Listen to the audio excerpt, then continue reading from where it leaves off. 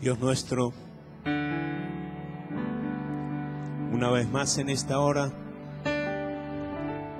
a la vez que declaramos que tú eres un Dios santo, poderoso,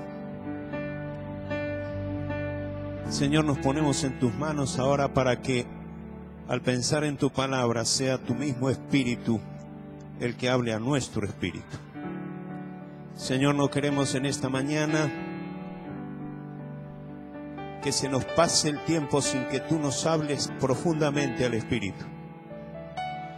Estamos aquí, Señor, como integrantes del reino de Dios, como los portadores del reino de Dios. Y por eso, Señor, queremos en esta mañana ser nutridos, edificados por tu palabra, para que en este mandamiento que nos has dado, en esta encomendación que nos has dado de manifestar y establecer el reino de Dios en esta tierra, Señor, lo podamos hacer con convicción, lo podamos hacer, Señor, con certeza. Señor, aún tomamos esta palabra de ser diligentes para aplicarlo a esto y llevar una palabra y una actitud coincidente con lo que tú nos has mandado en tu palabra. Por favor, levante su mano y dígale al Señor: Señor, yo quiero ser nutrido, ser edificado, ser completo en ti, para que todo lo que salga de mi boca y muestre en mis actitudes confirme que tú eres el Rey, que tú eres el Santo. Señor, dependemos de ti y no de nosotros mismos. Señor, y declaramos por este mismo propósito que veremos cosas extraordinarias en lo que viene hacia adelante.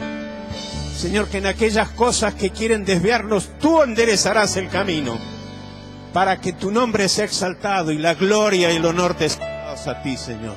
Te bendecimos en esta mañana, te honramos en el nombre del Señor Jesucristo. Amén. Puede tomar su asiento.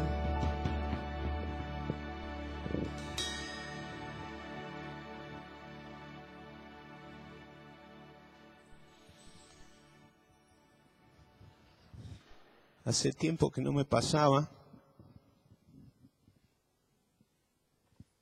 y creo que esto tiene que ver con algo muy particular en esta mañana, en este día. Hace tiempo que no me pasaba de estar temblando ante la responsabilidad de tener que dar la palabra.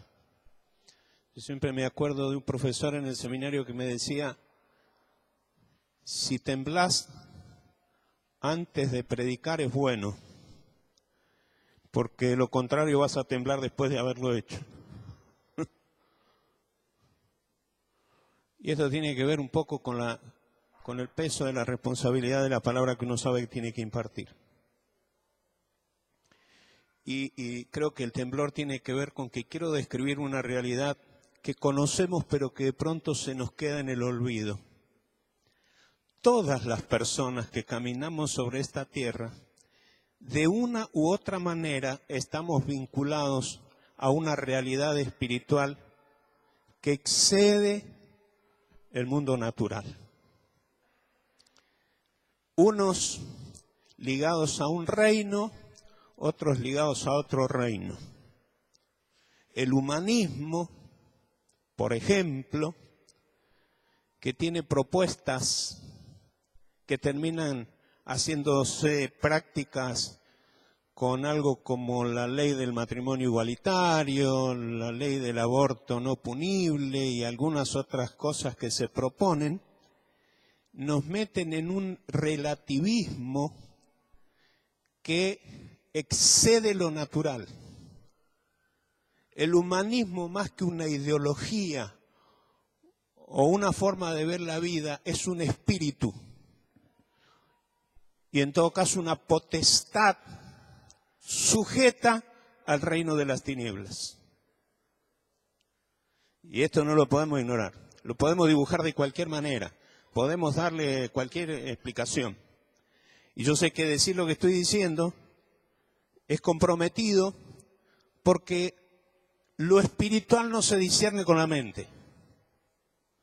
Lo espiritual se discierne en el espíritu. Entonces, es lógico que quien escuche esto diga, eso no es así, está bien, tiene todo el derecho de pensarlo. Pero nosotros, los cristianos, que tenemos una palabra que dice, cuando venga el Espíritu Santo recibirán poder y me serán testigos. Cuando nosotros recibimos el Espíritu Santo, nosotros empezamos a tener una capacidad en el Espíritu para poder discernir lo que no se discierne en la carne, lo que no se discierne con la mente, lo que se ve, se entiende, se discierne, se huele en el Espíritu.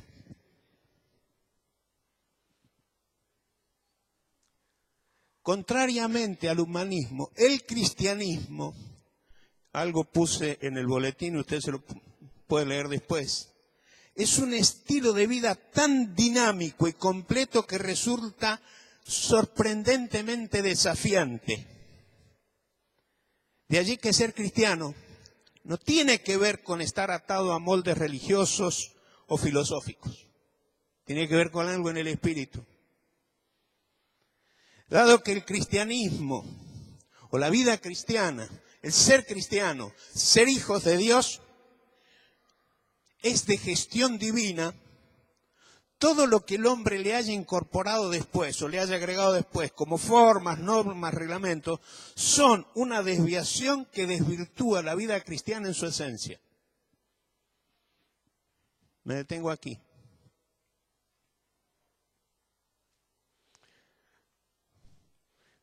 Lo de hoy, hermano, lo que estamos compartiendo hoy, tiene que ver con formar nuestra vida todo el tiempo, vinculando lo natural con lo sobrenatural.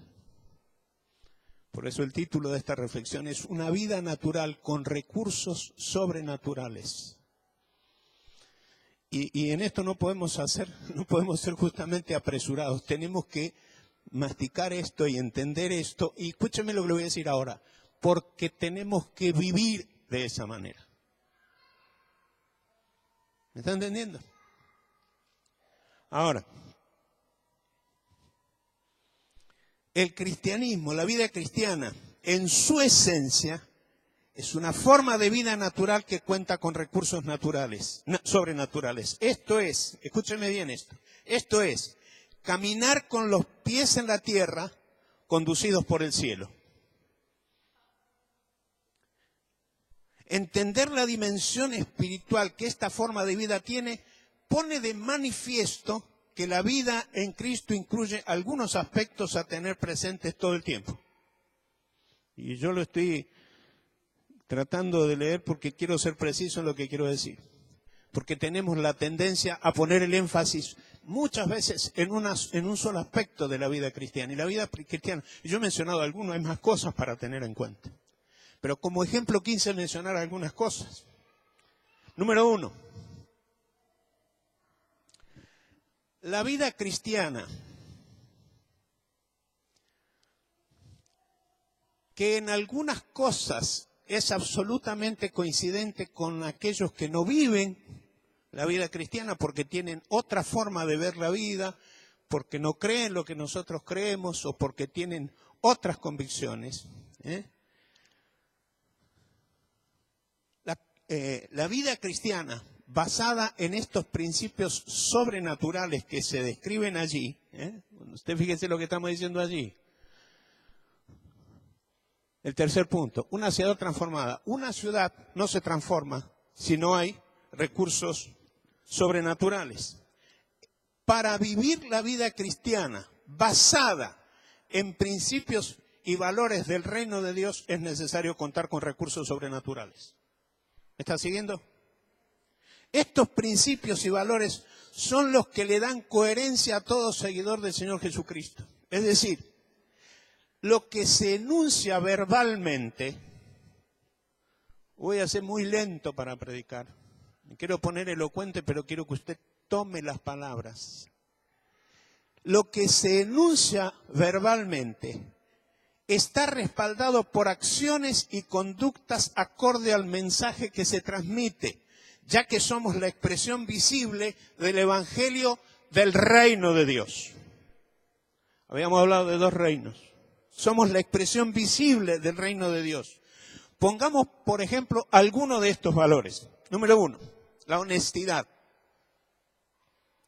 Esta es una cualidad del cristiano que tiene que ver con la decencia, el decoro, la rectitud, la honradez.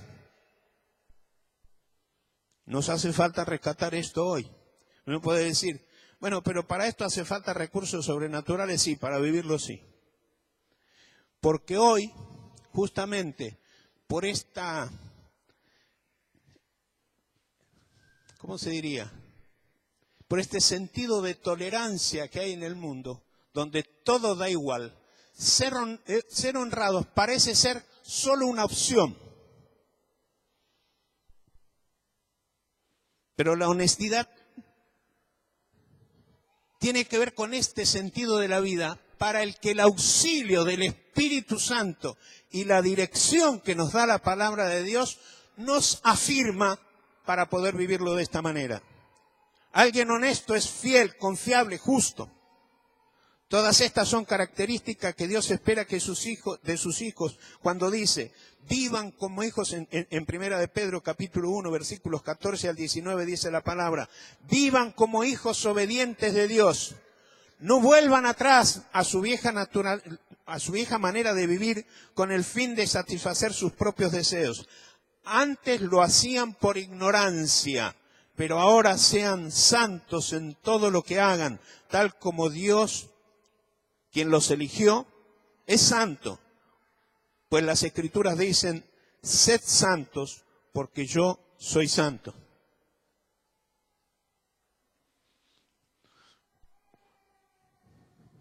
Si hay un requerimiento tal como la santidad, y el texto dice, sean santos porque yo soy santo,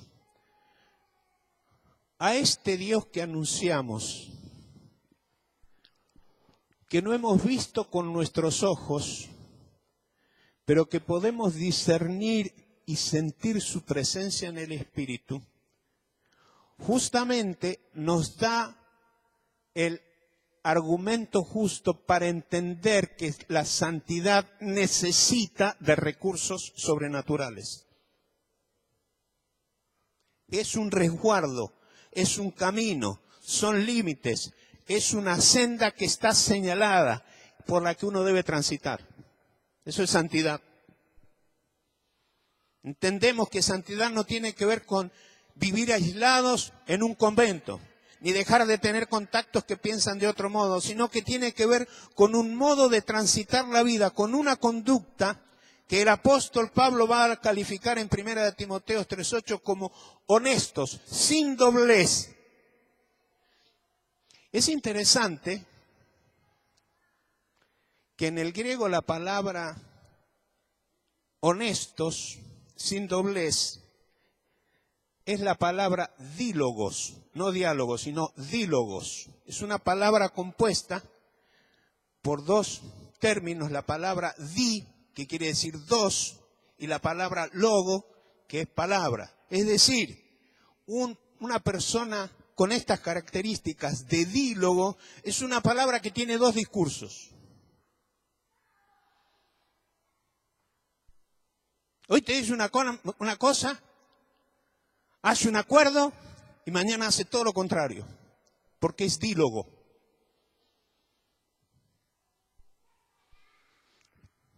La palabra doblez es la palabra dílogos, falto de honestidad, falto de conducta, dos discursos.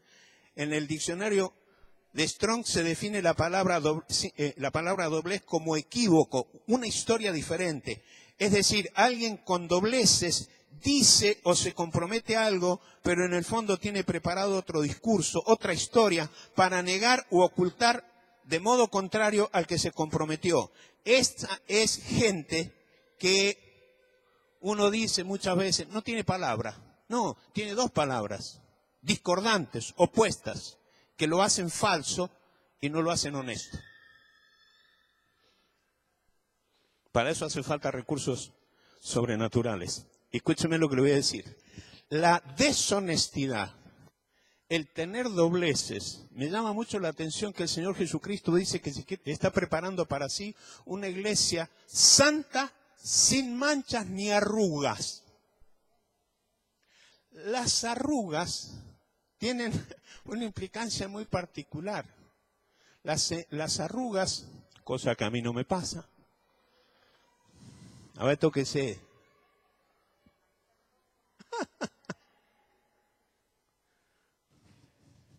Pues yo tengo autoridad para decir lo que digo.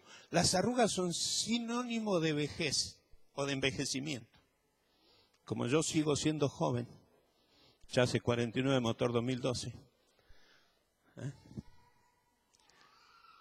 Una iglesia con arruga es una iglesia envejecida.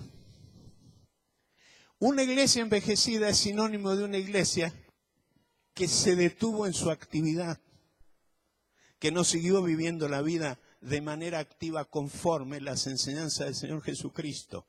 Por otro lado, el tener dobleces significa tener cosas ocultas.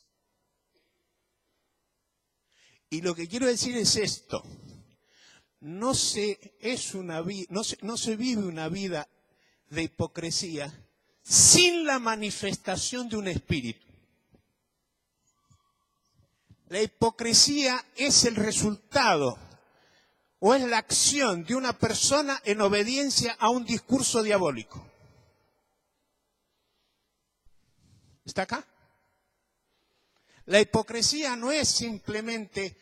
la hipocresía encierra mentira. La mentira es diabólica. No existe tal cosa como una acción de hipocresía sin estar vinculada a una cuestión espiritual, diabólica. Y la única manera de confrontar eso para ser veraz, honesto, sin dobleces, sin arruga, es contar con el recurso sobrenatural del Espíritu Santo de Dios que nos ha sido dado. Por eso la dependencia del Espíritu y la dirección que nos da la palabra es la que nos permite vivir de una manera distinta.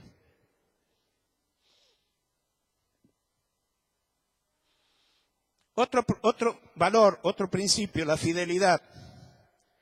Esta es una virtud o condición que tiene que ver con la lealtad, con que una persona permanece unida a otra, no solo en el matrimonio. El diccionario dice que es la observancia de la fe que alguien debe a otra persona. Una vez más hablamos de cuán confiable es un hijo de Dios. Creer que la fidelidad de un Dios santo no es... Lo que quiero decir es esto, lo estoy leyendo mal. Creer en la fidelidad de un Dios santo a veces no es tan difícil porque nosotros conocemos a Dios. Pero para que un cristiano sea confiable, debe mostrar su fidelidad hacia aquellos con quienes ha hecho alianzas. Hermanos, voy a decir algo que yo no tenía pensado decir.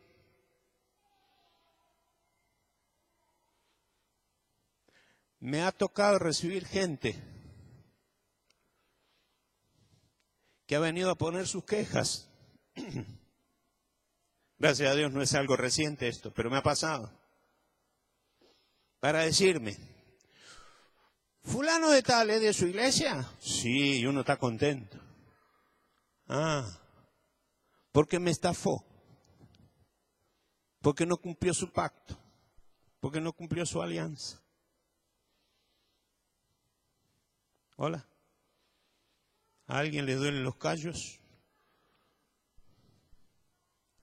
Cuando encontramos a una persona fiel, nos encontramos con alguien que además de mostrar veracidad en sus dichos, es una persona que respeta y merece el respeto de los demás. La fidelidad es un valor que da honra a nuestro Señor Jesucristo, de quien la palabra dice que aunque nosotros fuésemos infieles, Él permanece fiel. Es decir, la opción de la infidelidad también es posible para un cristiano. Los cristianos no estamos exentos de caer en la infidelidad. Mantenernos fieles es ser obediente a la palabra y es contar con el recurso del Espíritu que nos da la fortaleza para hacerlo. Pablo, escribiendo a los cristianos de Corinto, es muy recio y muy claro a la hora de hablar de la fidelidad de los cristianos, diciéndoles en 2 de Corintios capítulo 11, versículos 12 y 3, dice la palabra: el celo que muestro por ustedes proviene de Dios, dice Pablo. Ustedes son como una doncella, como una novia pura, a la que he comprometido en matrimonio con un solo esposo, que es Cristo. Pero me temo que, así como la serpiente engañó a Eva con su astucia, así también los sentidos de ustedes sean de alguna manera apartados de la fidelidad a Cristo. Quiero decir, es posible ser infieles. Pablo se lo advierte a los cristianos de Corinto y dice: muchachos, cuidado. Yo he prometido al Señor presentarle una novia pura. Y Pablo dice: pero me temo que podamos correr el riesgo de que sea afectada nuestra fidelidad. Para eso necesitamos recursos sobrenaturales. Los sentidos de ustedes pueden ser apartados de la sincera fidelidad a Cristo, dice Pablo. En segundo lugar, hablando de cosas que tienen que ver con la vida cristiana y que nosotros hemos hablado bastante hace un tiempo atrás, tiene que ver con el gobierno de ambientes. No me voy a dedicar a hablar mucho de esto, pero quiero hacer referencia a 2 o 3 cosas, porque me queda otro punto en el que quiero poner el énfasis al final. Pero tenemos la convicción por la palabra de Dios de que el Señor es soberano en toda la creación, de esto no tenemos duda. Por otro lado, la Biblia nos enseña que el mundo está bajo el poder del maligno, es decir, el pecado del hombre abrió la puerta para que el diablo tomara los espacios que Dios había puesto bajo la administración del hombre. Satanás no tiene poder, Satanás no tiene autoridad, sino la que nosotros, los seres humanos, especialmente los cristianos, le damos. Veamos cómo se manifiesta esto en la realidad diaria, en las personas. Número 1, en aquellas que van a ser ganadas o que intentamos ganar para el Señor. Esta realidad describe, por un lado, al hombre que está atrapado y dominado por el diablo. Y en segundo lugar, que cuando una persona, por medio de su fe en Jesucristo, desea ser libre de las cárceles en que Satanás le encerró, éste se levantará con sus legiones para impedirlo. Eso es lo que quiere decir la palabra que acabamos de leer. Y Pablo lo menciona más adelante. Es allí donde se produce una confrontación que, como nos dijo el pastor Afranchino en uno de estos días en sus devocionales, nosotros llamamos guerra espiritual, una enseñanza práctica de cómo debemos actuar en esas oportunidades. Dice Afranchino, es como lo hace el hermano Carlos Anacondia cuando va a orar, va a predicar y dice: oíme bien, Satanás. Y lo pone en sujeción y predica el evangelio porque todos los demonios están atados y no permite que la mente de las personas sean tocadas. ¿Usted me está siguiendo? Anacondia dice: suelta las mentes que mantienes cautiva para que no crean. Impidiendo de esa manera, lo hace Anacondia, para que el diablo no mantenga prisionera la mente de las personas, según el apóstol Pablo dice. Pero si nuestro evangelio está aún encubierto, entre los que se pierden está encubierto, en los cuales el Dios de este siglo cegó el entendimiento de los incrédulos para que no les resplandezca la luz del evangelio de la gloria de Cristo, el cual es la imagen de Dios. Segundo lugar, cuidado los que ya hemos creído, porque podemos ser también presa del diablo. Los que ya somos hijos de Dios también debemos estar advertidos de esta realidad espiritual, de esta confrontación en el espíritu. El apóstol Pedro nos advierte: sean prudentes, manténganse atentos, porque su enemigo el diablo, él anda como un león rugiente buscando a quien devorar. Y aun cuando nosotros sabemos que si nosotros nos mantenemos fieles, el diablo simplemente puede amenazar, pero no puede tocar. Sin embargo, atenti, estemos justamente cuidando nuestra vida. Cuando Pablo dice: cuiden su salvación con temor y temblor, es porque la salvación puede estar en riesgo si nosotros no hacemos las cosas bien. Y aquí no estoy discutiendo si se pierde, si no se pierde.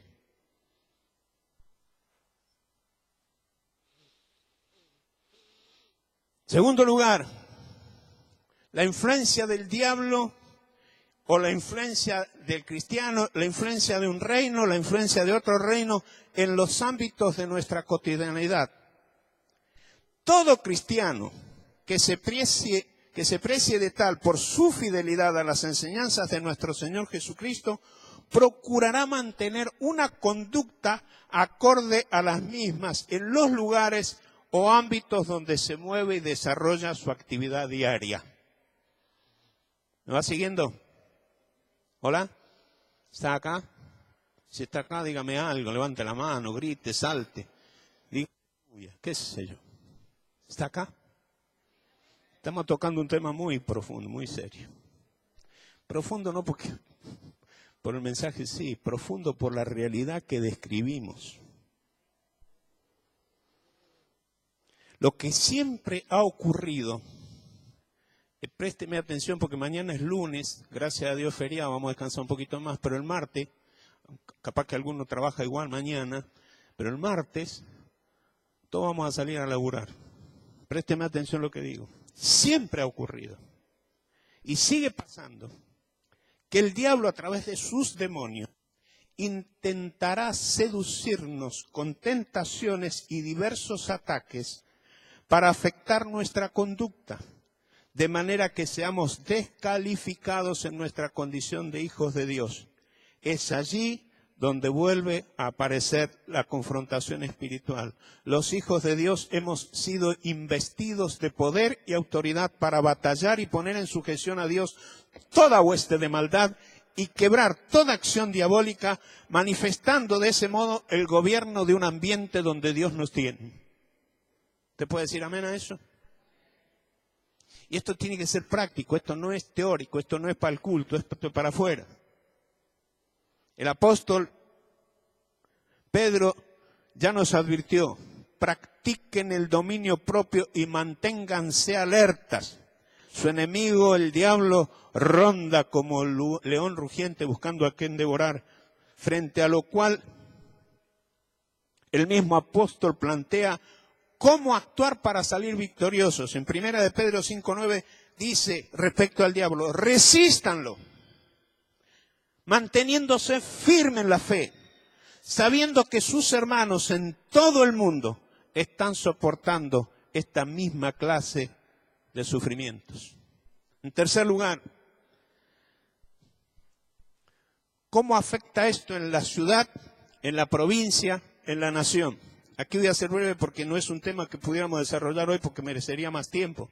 Pero por supuesto, cuando hablamos de lo que está establecido como principados, potestades, huestes espirituales de maldad que operan sobre las ciudades, los pueblos y las naciones, la confrontación adquiere otra dimensión que necesita de la acción conjunta de una iglesia en plena unidad como la diseñó el Señor Jesucristo. De eso vamos a hablar en otro momento.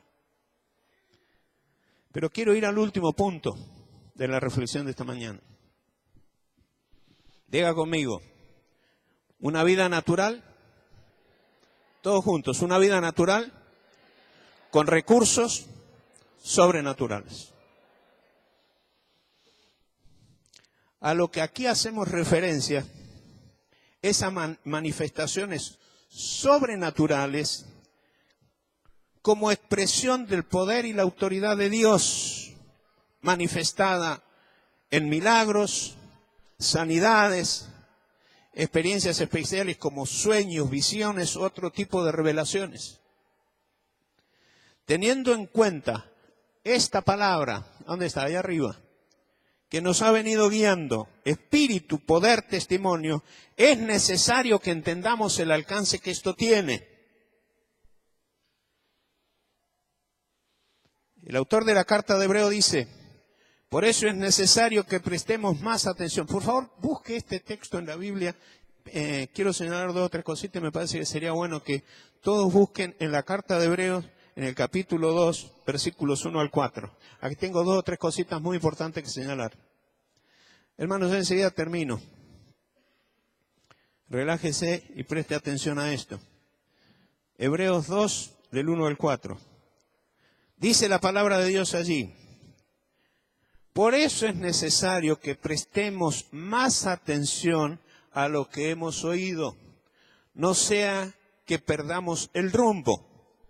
Porque si el mensaje anunciado por los ángeles tuvo validez y toda transgresión y desobediencia recibió justo castigo, ¿cómo escaparemos nosotros si descuidamos una salvación tan grande? Y ahora quiero pedir que presten mucha atención a lo que sigue diciendo este texto. Esta salvación fue anunciada primeramente por el Señor, y los que la oyeron nos la confirman. A la vez, aquí está el punto, Dios ratificó su testimonio acerca de la salvación con señales, prodigios, diversos milagros y dones distribuidos por el Espíritu Santo según su voluntad. Es decir, el énfasis en lo sobrenatural no indica que uno tenga mayor nivel de fe que otro. Conforme leemos, las señales, prodigios y milagros son una ratificación divina de la veracidad del mensaje que predicamos.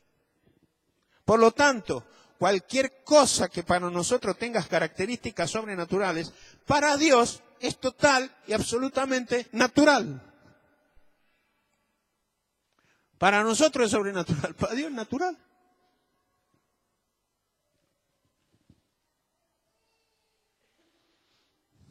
Contando entonces con el respaldo de la palabra de Dios, con que Dios nos ha venido ministrando. Escuche bien lo que voy a decir ahora. Por favor, necesitaría que usted levante su mano en señal de recibir lo que voy a decir ahora. Esto no es un juego con la mano de usted, esto es señal de que usted está dispuesto a recibir esta palabra. Escuche esto. Contando entonces con el respaldo de la palabra con que Dios nos ha venido ministrando, anunciamos proféticamente que el Señor está enviando una ola poderosa de evangelización y discipulado con un caudal inusitado que una vez más será acompañada por señales sobrenaturales como milagros y sanidades de las que nosotros seremos protagonistas a muy corto plazo. Si usted cree esto, aplauda al Señor porque esto viene. Bendito sea el Señor.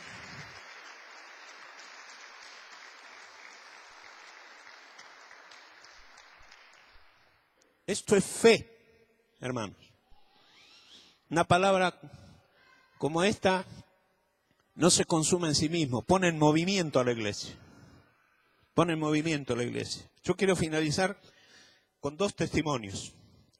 Hoy la iglesia de Argentina está siendo ejercitada en lo que significa vivir en lo natural, contando con recursos sobrenaturales. Campañas, proyectos, movimientos, como le quiera uno llamar, como invasión del amor de Dios, acumulan numerosos testimonios o hechos de esta naturaleza. En la revista de Invasión del Amor de Dios uno puede leer testimonios como los que yo voy a compartir a continuación. Voy a contar dos solamente. Si alguien accede a esa revista, vea todo lo que hay. Pero, por ejemplo, un testimonio que tomé ayer de una de sus revistas. Los médicos piden disculpas porque no entienden cómo suceden los cambios en los clínicos. ¿Se escucha bien?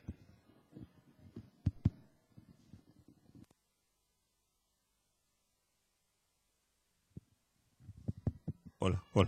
¿Ahora me escuchan? Leo de nuevo. Los médicos piden disculpas porque no entienden cómo suceden los cambios en los cuadros clínicos. Y el testimonio dice, una mujer joven embarazada, ya del último mes, fue al doctor porque no se sentía bien. El cuadro que le dio el médico fue el peor. Tenía poco líquido amniótico, el niño perdió movilidad y si esto continuaba, el embarazo iba a ser interrumpido. Comenzamos a orar y al otro día volvió a realizarse los estudios. El médico pidió disculpas porque no entendía cómo estaba todo normal de un momento para otro. ¿Usted escucha eso? Eso lo hizo Dios. Eso no tiene explicaciones. Ojo, perdón, voy a hacer una salvedad. No estamos descalificando la tarea de los médicos. Estamos diciendo que las cosas que Dios hace desde lo sobrenatural exceden las posibilidades de los médicos.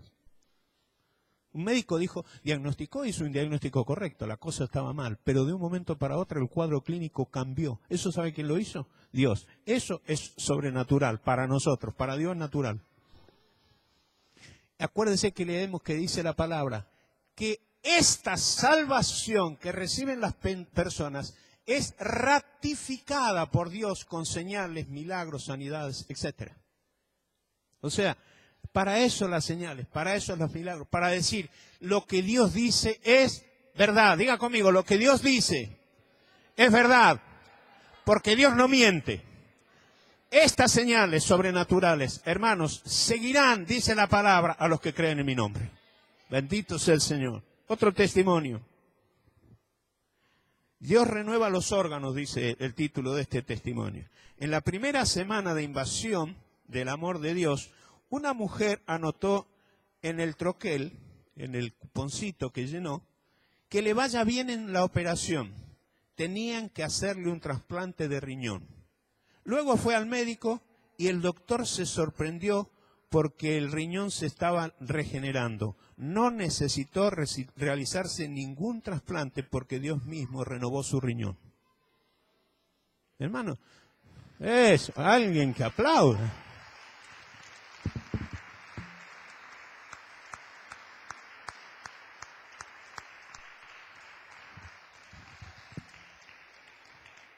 Tomar seriamente la palabra que nos está guiando en 2012, espíritu, poder, testimonio, nos lleva a comprender y a vivir en lo natural, nutrido de recursos sobrenaturales. Vení. No sé, no entiendo por señas. Buenos días. No, yo quería decir lo siguiente, que a mí me pasó algo similar a lo que vos manifestás acá, que los médicos no entienden lo sobrenatural del Señor. Y fue cuando yo, antes de conocer al Señor, hacía poco tiempo, me iban a operar de un quiste que tenía en el hígado. Entonces el médico me hace los estudios y realmente tenía el quiste hepáticamente, quiere decir que estaba debajo de la tela del hígado. Entonces me dice el médico, vamos a hacer otro estudio porque ese quiste hay que ver de dónde se tiene que sacar, porque tiene que ver dónde está formada la raíz. En ese momento le dije, bueno, está bien, operemos. Y me iban a operar también de la vesícula, entonces dice, aprovechamos las dos cosas.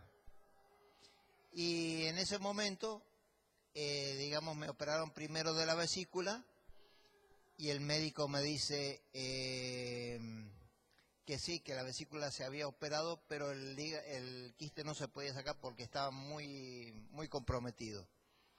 Oramos en ese momento con una hermana y mi esposa y dejamos todas las cosas en manos del Señor, porque me iban a operar nuevamente. Al tiempo fui y me hice los estudios.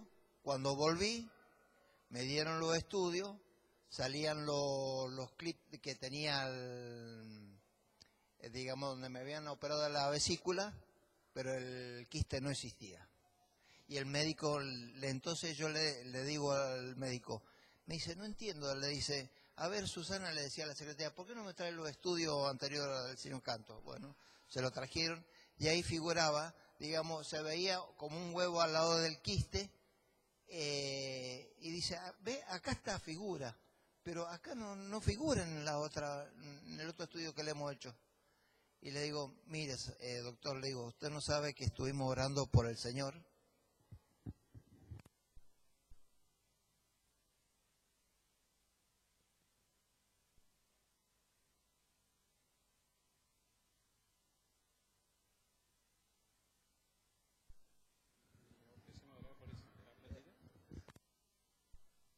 Hola, hola. Y en ese momento le expliqué al médico de que realmente había estuvimos pidiéndole al Señor por ese quiste. Y el médico me dijo, sí, a veces sabe ocurrir, dice, las maquinarias últimamente andan mal. Pero no había querido admitir que él también vio ese quiste y que el Señor fue el que hizo el milagro. Nada más.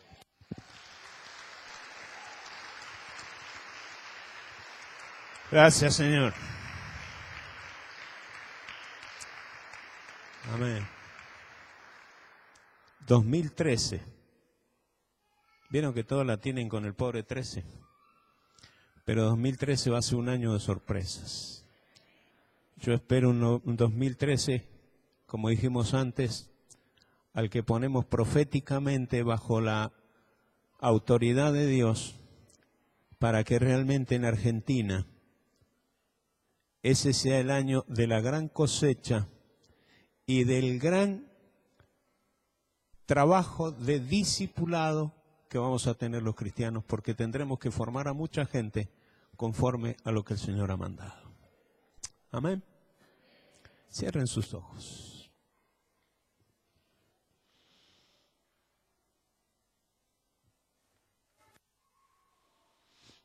Una vez más, en el nombre de Jesucristo de Nazaret, tomamos autoridad en esta hora y reprendemos todo espíritu de incredulidad, de adormecimiento, todo espíritu que intenta mantener atada la mente y el entendimiento de quienes escuchan la palabra. Y en el nombre de Jesucristo te ordenamos, Satanás, suelta las mentes, suelta las vidas, te lo ordenamos en el nombre del Señor Jesucristo, el único que vive y reina y tiene autoridad. Yo siento en este momento, manténgase así, yo siento en este momento que hay gente que necesita renovar su fe.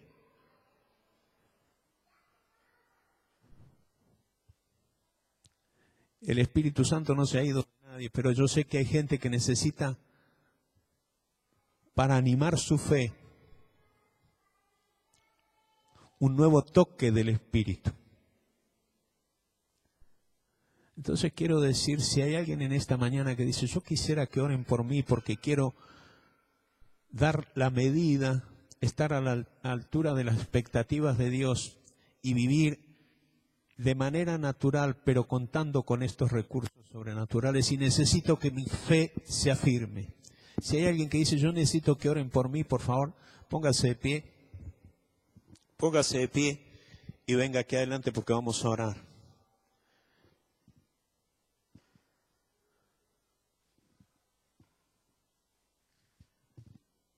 Todos los que lo necesiten vengan ahora. Voy a pedir a los pastores, las pastoras que vengan, por favor, ahora.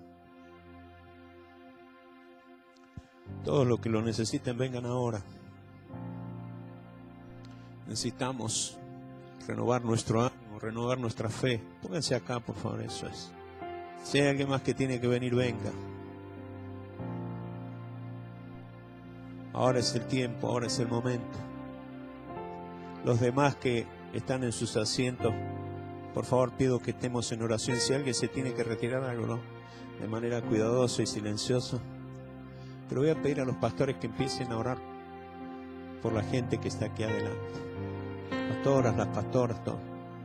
Por favor, oremos. Si hay alguien más que tiene que venir ahora, venga ahora.